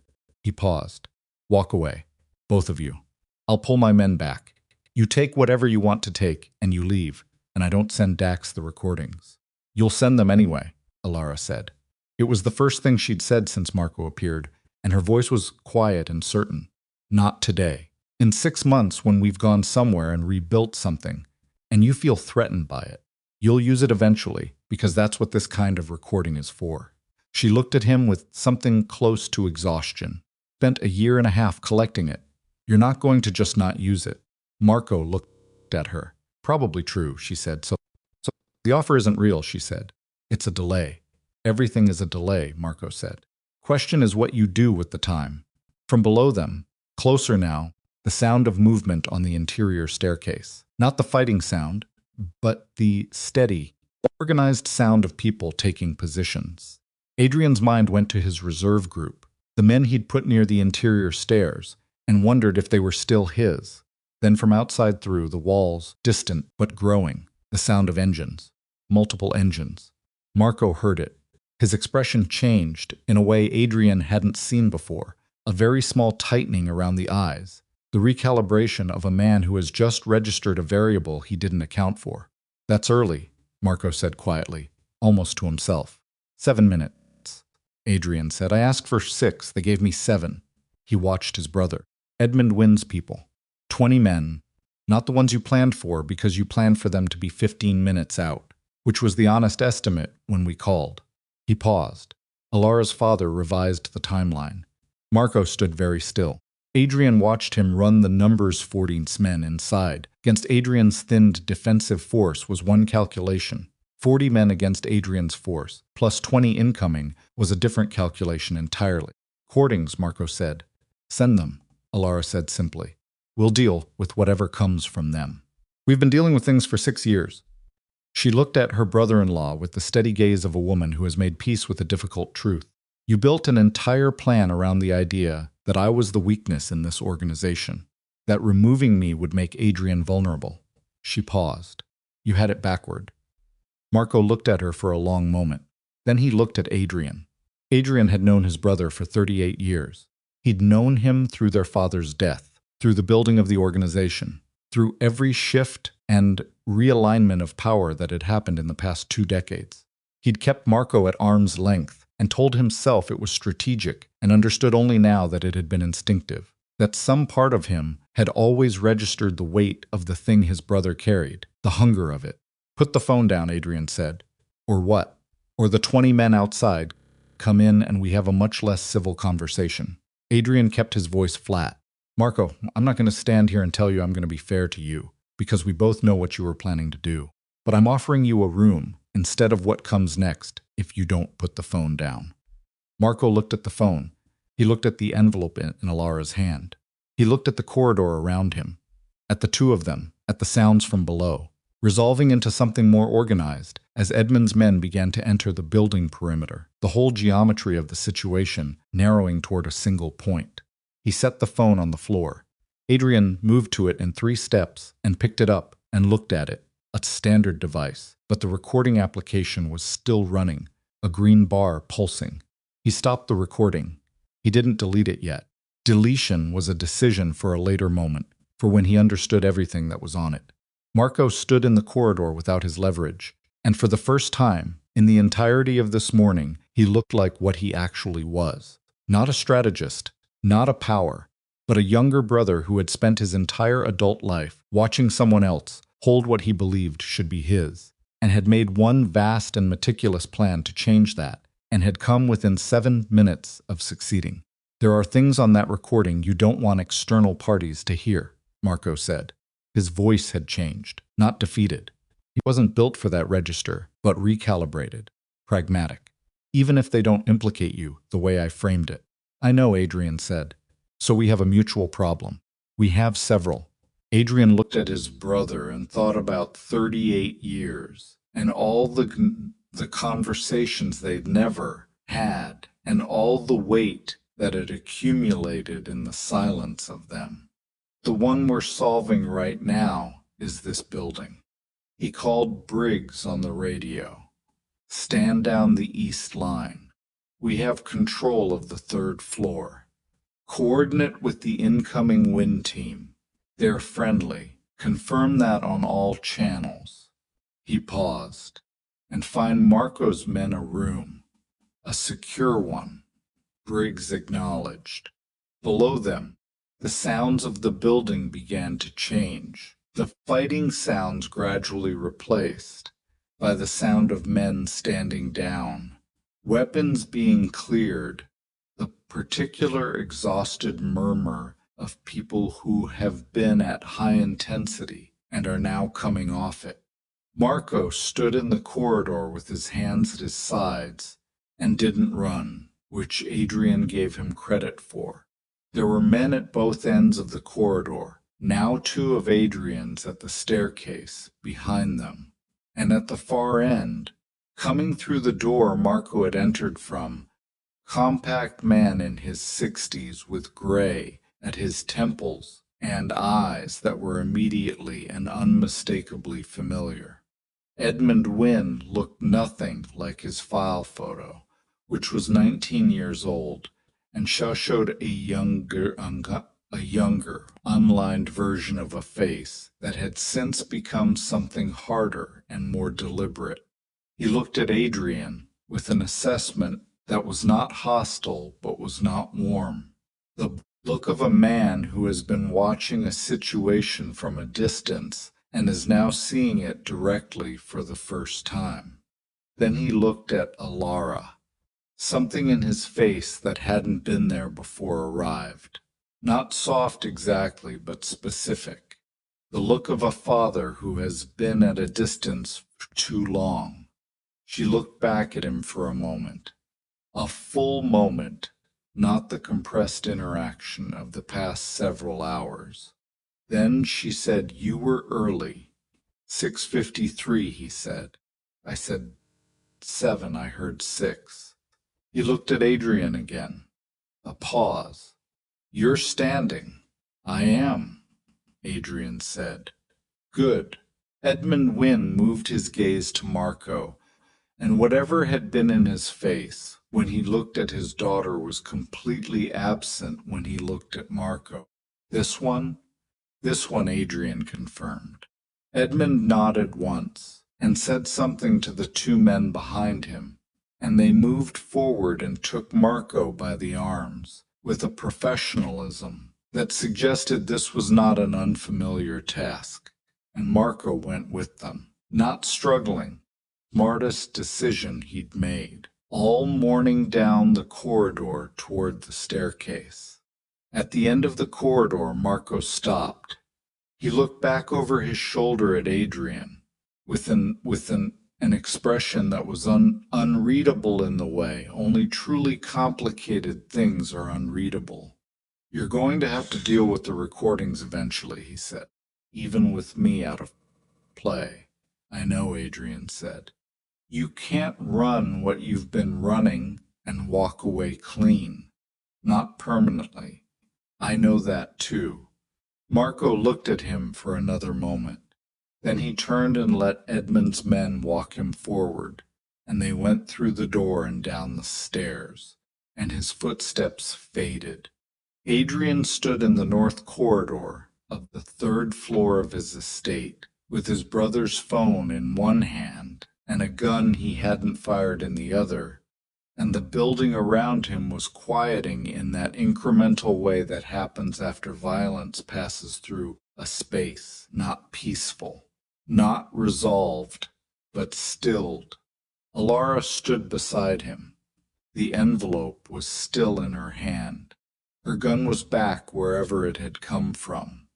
The cut on her cheek had started to dry at the edges. He looked at her. She looked at him. "Your father," Adrian said. "I know. We have things to discuss. I know that too." She looked at the envelope. Then she looked at the phone in his hand. "The recordings. If there's anything on them that, we'll deal with it together," he said. She was quiet for a moment, not accepting the statement, not rejecting it, processing it, the way she processed everything, with a carefulness that had nothing to do with distrust and everything to do with the fact that the last 24 hours had happened at all. "That's not a small thing," she said finally. "Together." "No," he said. "It's not." Below them, the estate was beginning to breathe again, orders being given, vehicles being moved. Edmund Wynn's men, integrating with what remained of Adrian's depleted team with the efficiency of people who had presumably worked alongside each other in some configuration before, or at least had been prepared for exactly this kind of moment. The building held. The documentation was in Alara's hands. Marco was contained. And somewhere in the foundation of everything that had just happened, under all the violence and the planning and the years of careful deception on every side, something was unresolved. Not the organization, not the recordings, not even the truth about Alara's past. What was unresolved was simpler and harder than any of it. Adrian had stood in his dining room 24 hours ago and handed his wife a pen, and she had signed. And now they were standing in a corridor that smelled like smoke, and the estate below them was holding together by the thinnest possible margin. And Marco was going downstairs, and Edmund Wynne was somewhere in the building, with 20 men and 38 years of absence from his daughter's life. And Adrian and Alara were standing close enough that he could see the pulse in her jaw, the exhaustion in the lines around her eyes, and the careful controlled distance she was maintaining, not physically, but in the precise quality of her attention, the way she was looking at the situation rather than at him. He had asked her to come back. She had come back. But she had come back for the envelope, for the intelligence, for the 7-minute window that had made the difference. Whether she had come back for anything else, was a question that the next 24 hours had not yet answered, and might not, and the particular quality of that uncertainty, of not knowing whether you have destroyed something permanently or only very badly, Adrian was understanding the most accurate punishment for what he had done. He put the phone in his pocket. "Let's go downstairs," he said. She nodded and moved toward the staircase, and he followed her, and behind them the north corridor was quiet, and the building was holding, and what came next was going to require everything both of them had left. The estate took 3 days to stop feeling like a battlefield, not because the physical damage was extensive. It wasn't, not by the standards of what it could have been. 2 windows on the east side, 1 door frame that had been pushed through by a vehicle scorched on the exterior wall near the service entrance. The grounds had tire tracks cut into the lawn that the staff raked over by the second morning. Superficially, by the 3rd day, the place looked almost normal. The men who walked its corridors were not normal. They moved differently than they had a week ago, with the particular quiet of people who had been in a serious situation and were still carrying it in their shoulders and their eyes. They spoke less. They checked hallways before entering them out of a habit that would take weeks to fade. Adrian noticed all of it and said nothing about it, because there was nothing useful to say. He spent the first 24 hours dealing with logistics. Marco's men were separated, individually interviewed, their loyalties assessed with the cold efficiency of a man who has learned that anger is less productive than information. Of the 34, 9 were released men who had been following Marco's orders under the reasonable assumption that Marco held legitimate authority within the organization, men with families and histories, and no particular ideology beyond employment. 9 received a clear and final warning. The remaining 16 were handled with the kind of finality that left no ambiguity and generated no further discussion. Soren Dax called on the second morning. Adrian took the call in his real office, standing looking out the window at the east grounds. Dax's voice was controlled and businesslike, which was the register he used when he was recalibrating, when a situation had moved outside the parameters he'd agreed to, and he was deciding what his new position was. "The documentation package," Dax said. "I understand it didn't arrive." "No," Adrian said. "It didn't." A pause, and Marco is no longer in a position to honor agreements. Another pause. Longer. "I committed resources, I know. I'm prepared to discuss compensation for your losses." Adrian kept his voice flat and even. "Not the East District. That's not on the table. But I understand you absorbed costs on the basis of representations that turned out to be inaccurate, and I'm willing to acknowledge that." Dax was quiet for a moment. "The recordings," he said, "were fabricated in structure and selectively edited in content." Adrian paused. "I can demonstrate that, if you want the demonstration. I want the problem to go away. Then we're aligned." Adrian looked out at the lawn. "I'll have someone reach out with terms. Within the week." He hung up.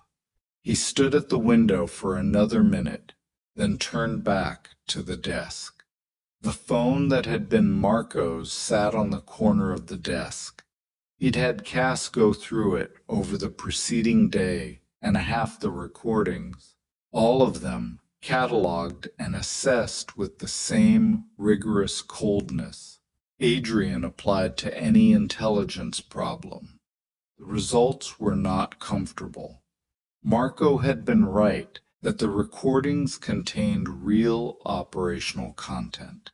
18 months of real conversations, real decisions, real names and numbers and directions. Some of it was genuinely damaging in ways that external exposure would make very expensive.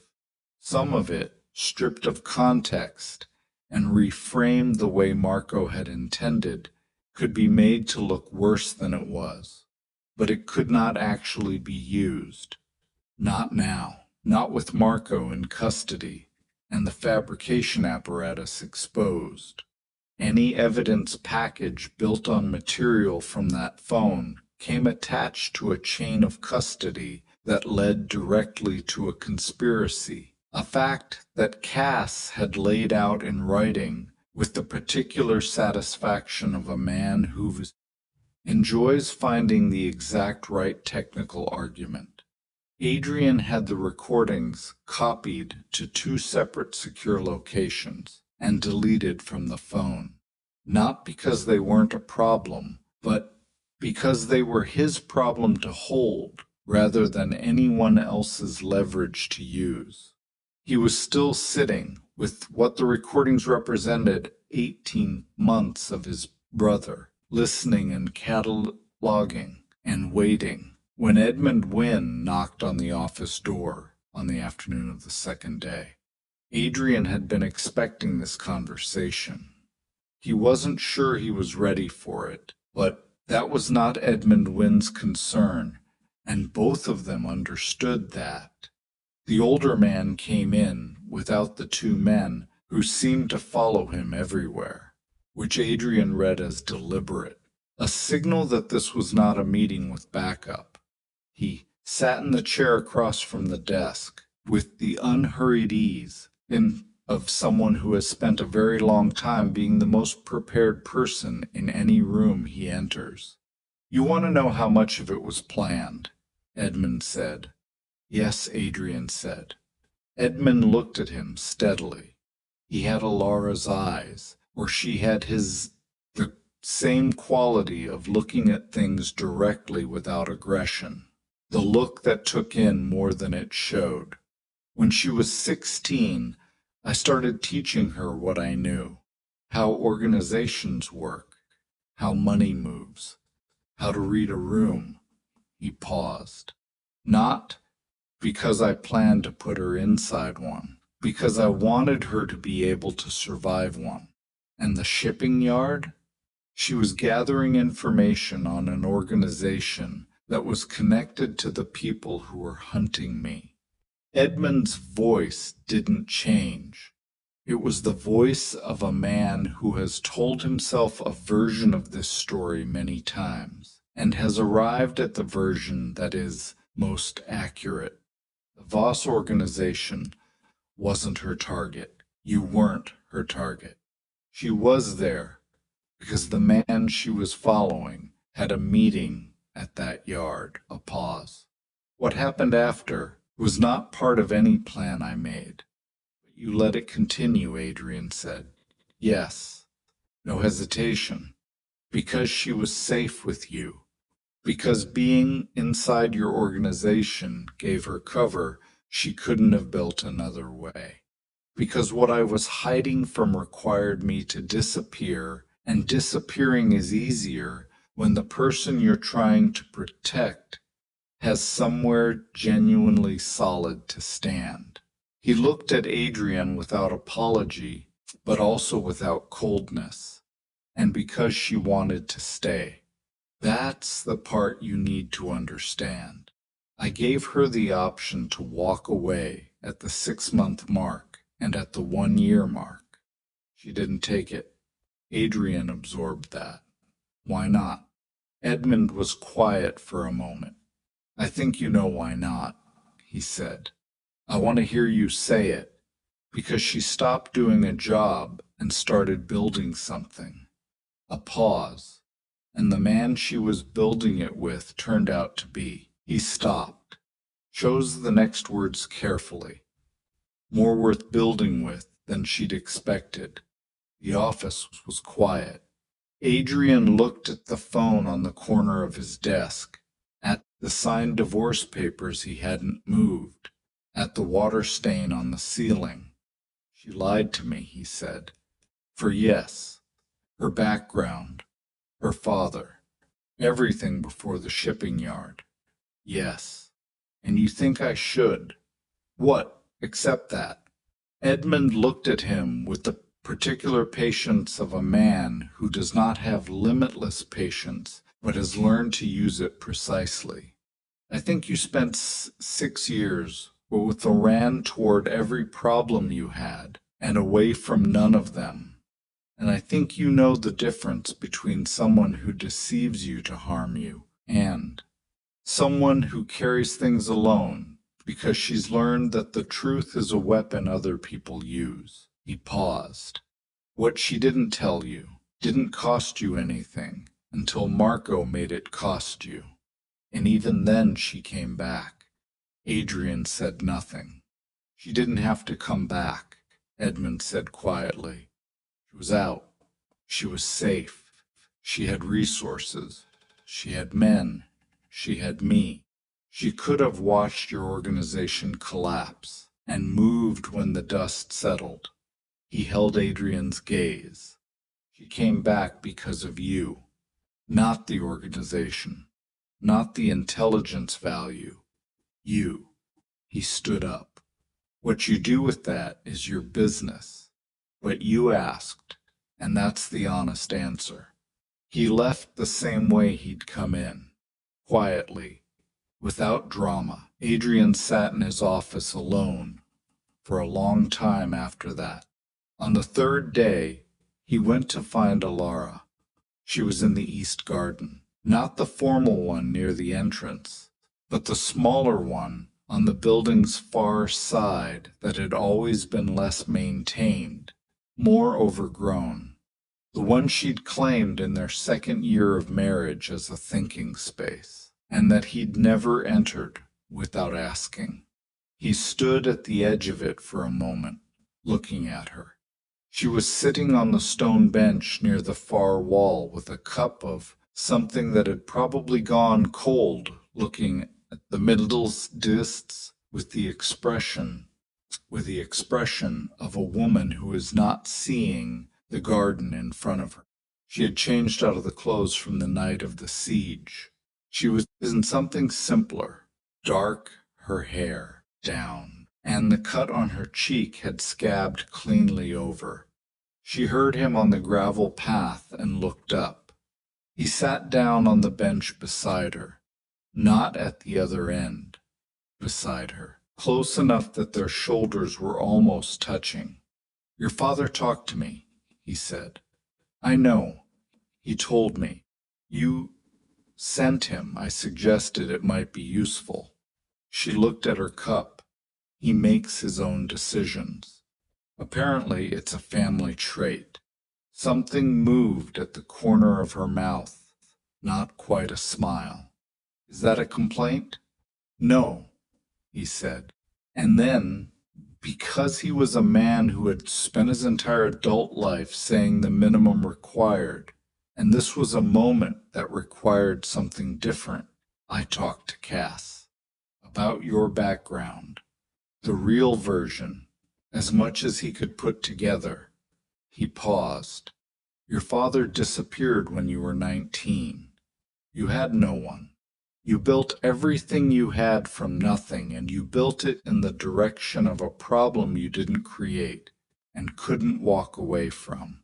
And you did it alone for Adrian. I'm not finished. She looked at him. Her eyes were tired and careful and waiting. I'm not saying this to explain anything away, he said. I'm saying it because I need you to know that I understand the shape of it now. Not just the part where I was wrong about the transfers. The whole shape. He held her gaze. You protected me from something I didn't know was coming for over a year. You moved $9 million and let me believe you'd stolen it because there was no version of the truth that I would have accepted at that point without burning your source. And the source was the only thread you had into Marco's operation. He paused. And then I handed you a pen in front of 30 people. She was quiet. I'm not going to ask you to come back, he said.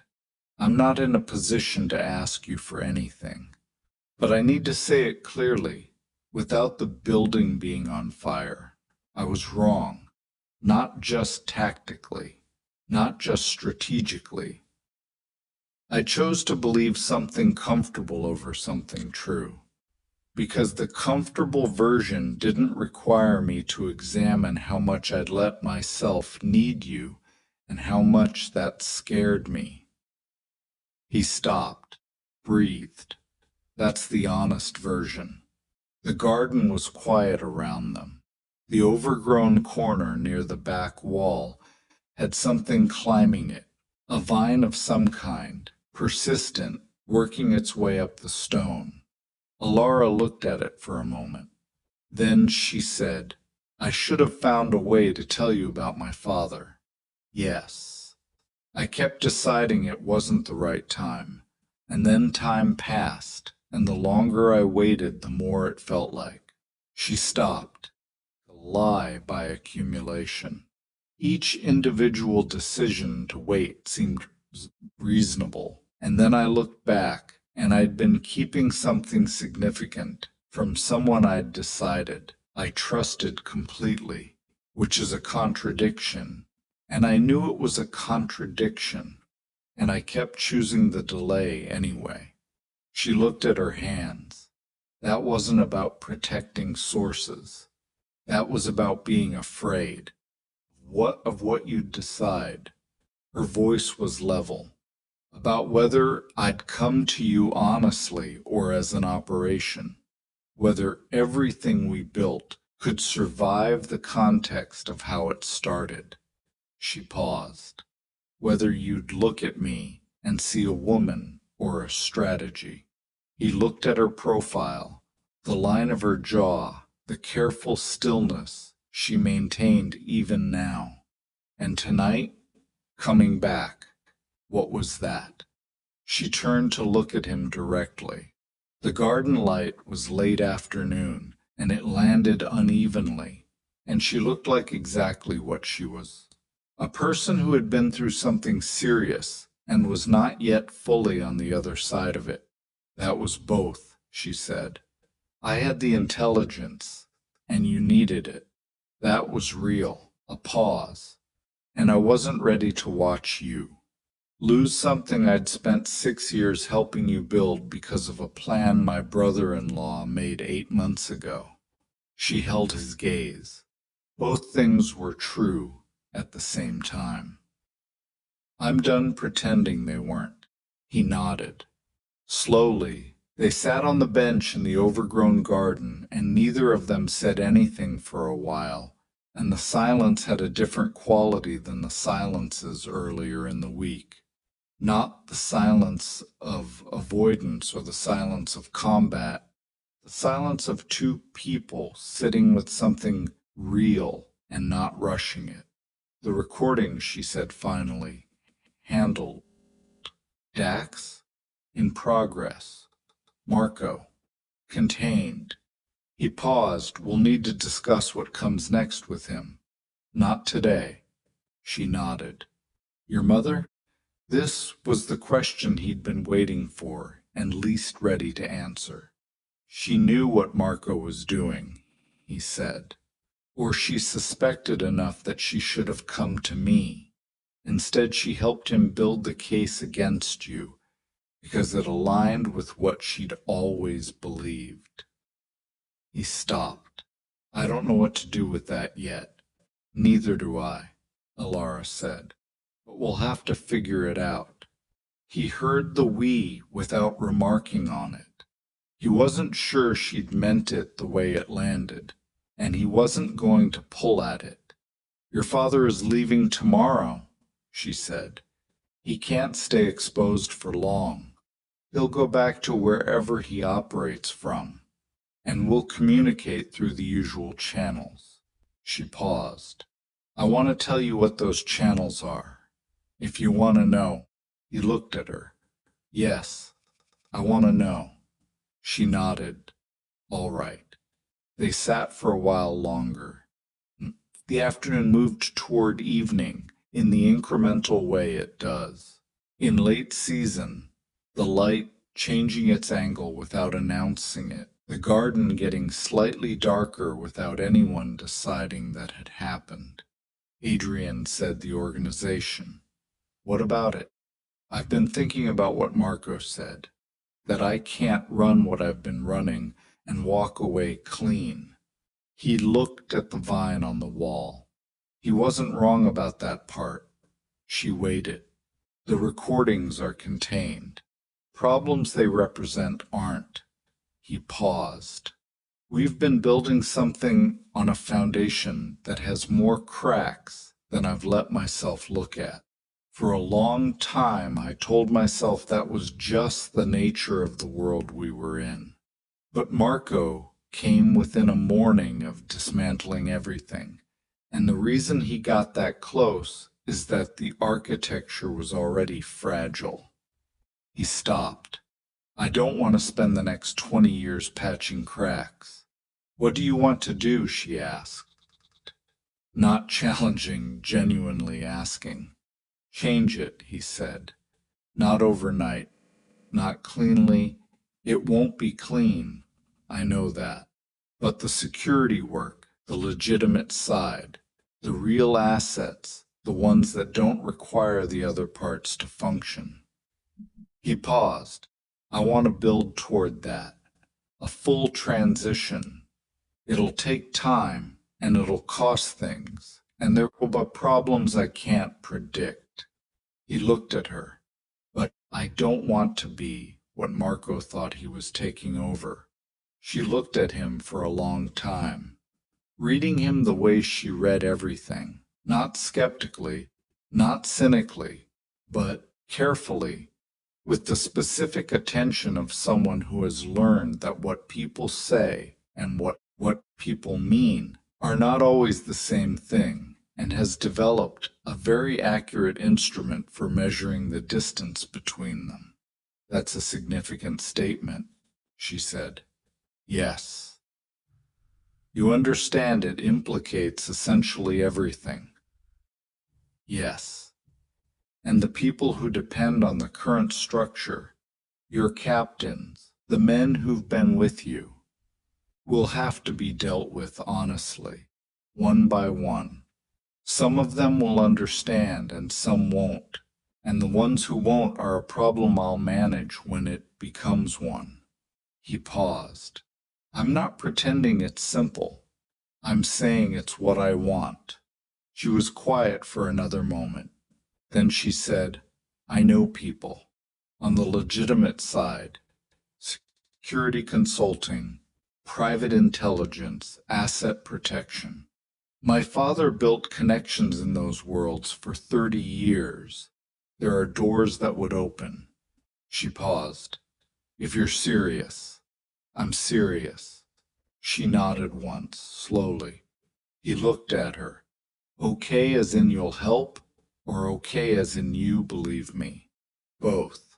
She looked at her hands, at the cold cup between them. I'm not moving back in tomorrow.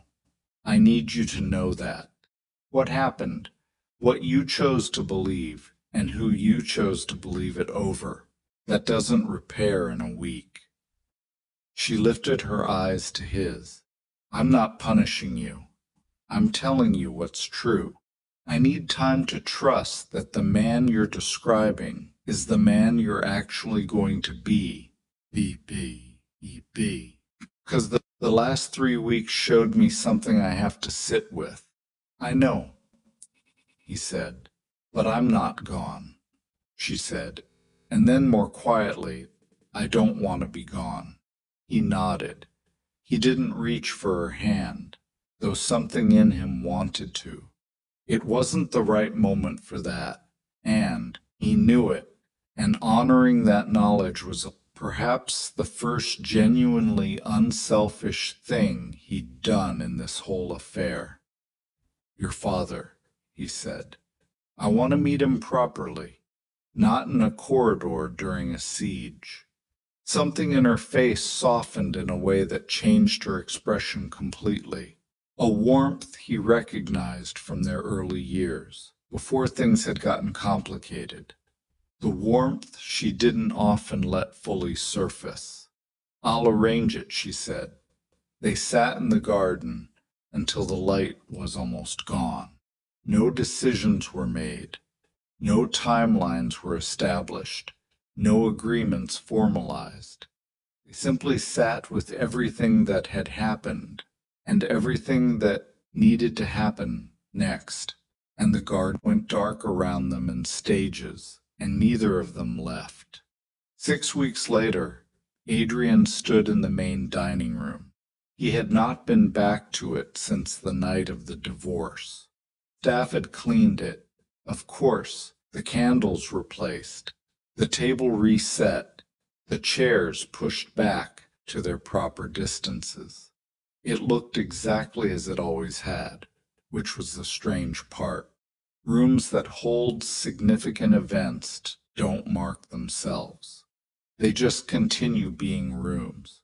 He was alone. He had come in deliberately, without announcement, without anyone else present, because what he was about to do didn't require an audience. Performance had already done enough damage.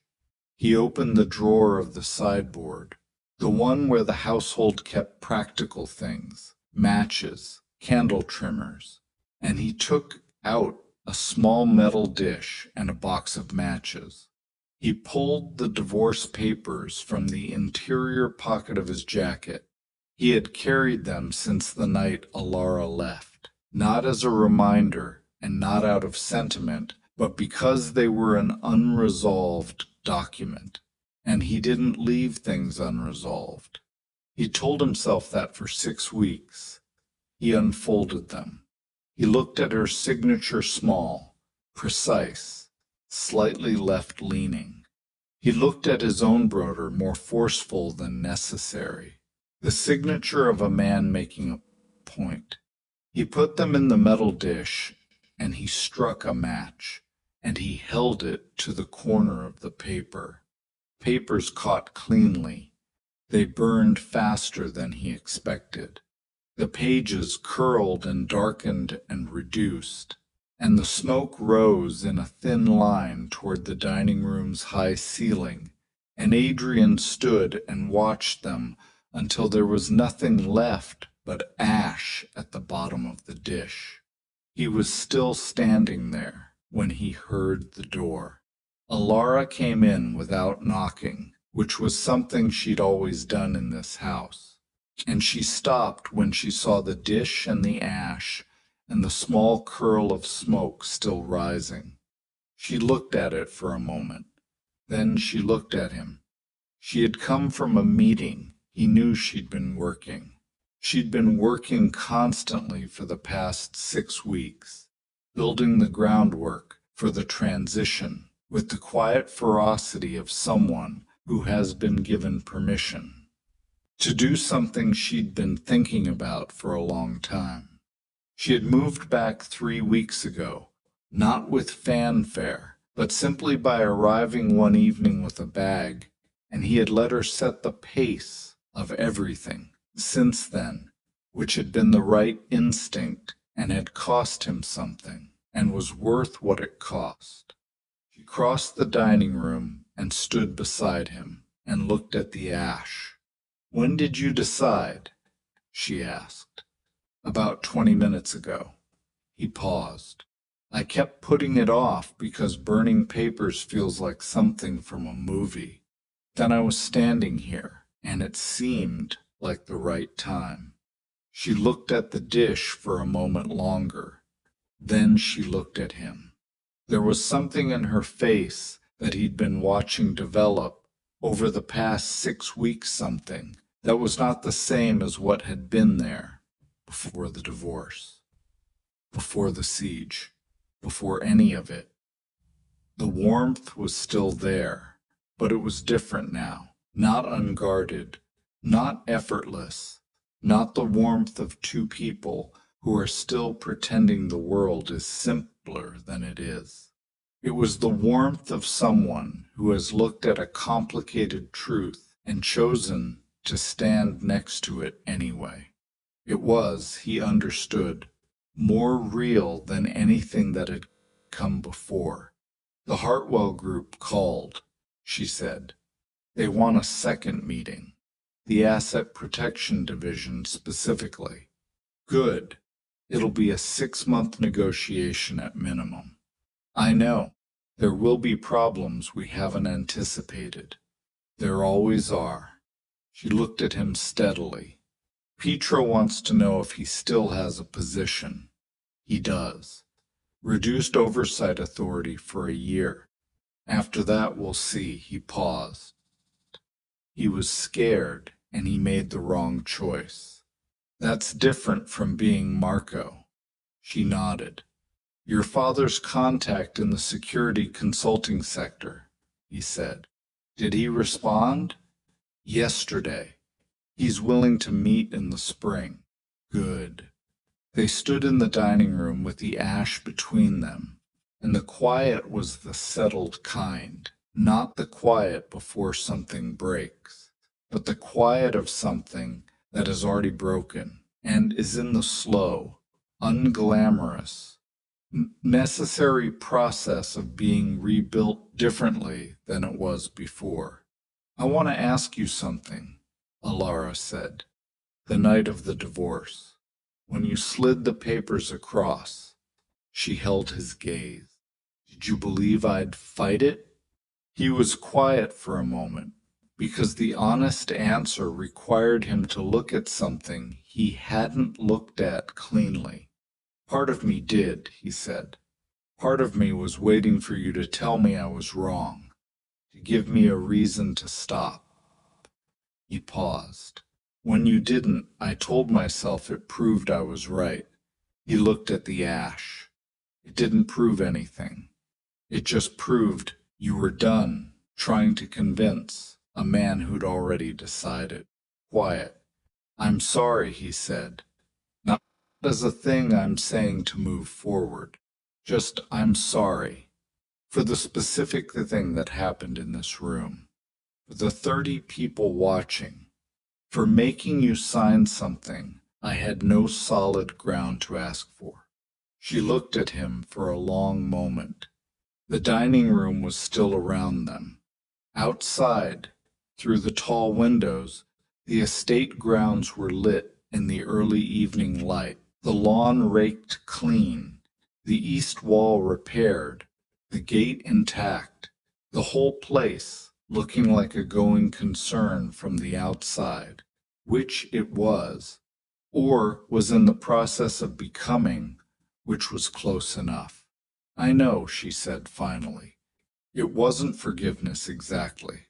It was something more complicated and more honest than forgiveness, an acknowledgement that contained the record of everything that had happened and didn't erase any of it, but also didn't make it the final word. He reached out and took her hand. She let him.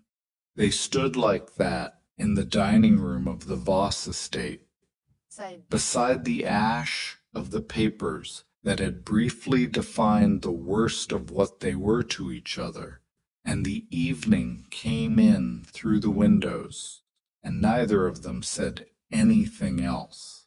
There was nothing else that needed saying tonight.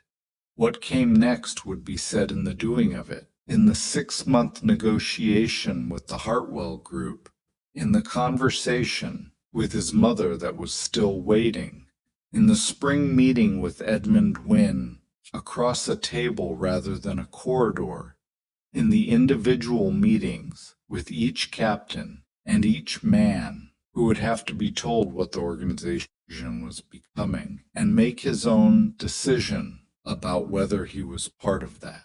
It was to be said in the thousand ordinary difficult moments that follow extraordinary ones. The moments that don't look like anything from the outside. The moments where you simply choose again what you chose the day before. And the day before that, until the choice becomes the kind of thing that doesn't need to be made anymore because it's already become one. The woman everyone had assumed was the weakest thing in the room had turned out to be the architecture. And the man who had handed her a pen in front of 30 witnesses had turned out to be, in the end, capable of understanding what that meant. That wasn't a small thing. It wasn't nothing. In the dining room of a changing empire, they stood in the last of the evening light, and the ash settled, and outside gates the city continued being. What cities are dangerous and ordinary, full of people making calculations about trust and survival and what is worth protecting. And inside the room, two people held on to something imperfect and hard won and genuinely finally theirs.